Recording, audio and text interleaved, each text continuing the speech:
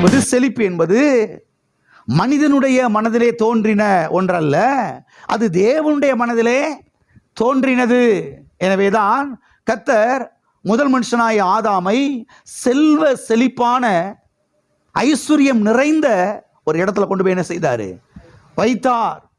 சகாரா பாலைவனத்தில் கொண்டு போய் வைக்கல, தண்ணியே இல்லாத இடத்துல கொண்டு போய் என்ன செய்யல? வைக்கல.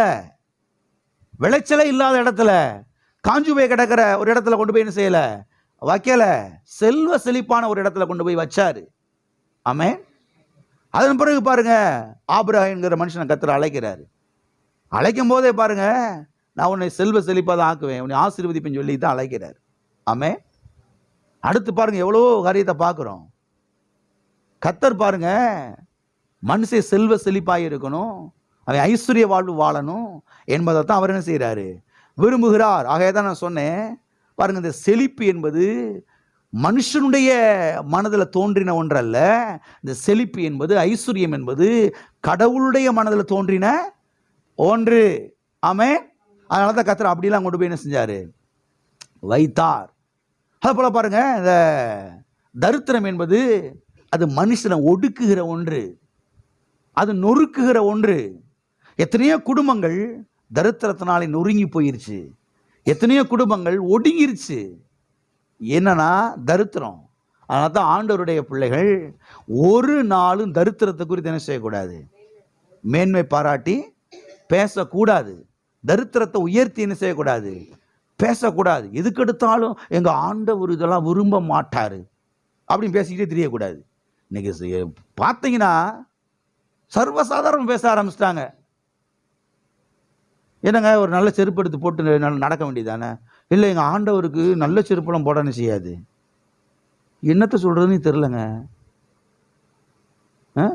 நீ நல்ல ட்ரெஸ்ஸை போட்டு உடுத்திட்டு வர வேண்டியதானே அப்படின்னா, இல்லை ஆண்டவருக்கு நல்லா அதெல்லாம் பிடிக்காது. பார்த்துருக்கீங்களா? உண்மையா இல்லையா? அது எல்லா இடங்களையும் பேசுகிறாங்க. பார்த்தீங்களா? மற்ற மக்கள் என்ன நினைக்கிறாங்க?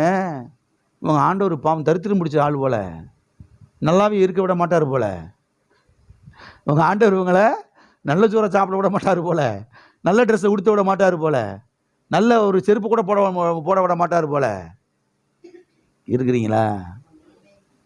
நம்முடைய ஆண்டவரை போல நல்ல ஒரு பாருங்க விசாலமான ஒருத்தர் யாரும் கிடையவே கிடையாது. நம்ம நல்லா இருக்குன்னு என்ன செய்கிறார்? அவர் விரும்புகிறார். ஆகவே ஆண்டவரை கேவலப்படுத்துறது மாதிரி, ஆண்டவரை இழிவுபடுத்துறது மாதிரி, ஆண்டவருக்கு ஒரு அவமரியாதையை கொண்டு வருகிறத போல என்ன செய்யக்கூடாது? பப்ளிக்கில் போய் பொது இடங்களில் என்ன செய்யக்கூடாது? பேசக்கூடாது.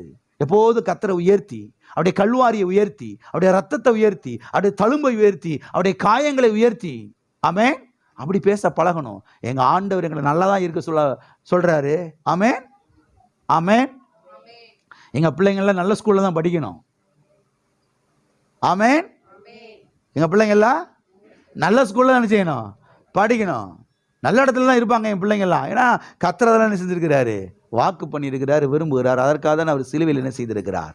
மரித்திருக்கிறார். ஆகவே இப்படி பேசணும். ஆகவே நம்முடைய தேவன் அவர் நாம் செல்வ செழிப்பாக இருக்க வேண்டும், நாம் ஐஸ்வர்ய வாழ்வு வாழ வேண்டும் என்று அவர் விரும்புகிறார். அதற்காகத்தான் அவர் கல்வாரி சிலுவையில் தரித்திரரானார், பாடுபட்டார் என்று சத்தியவேதத்தில் நாம் தெளிவாய் பார்க்கிறோம்.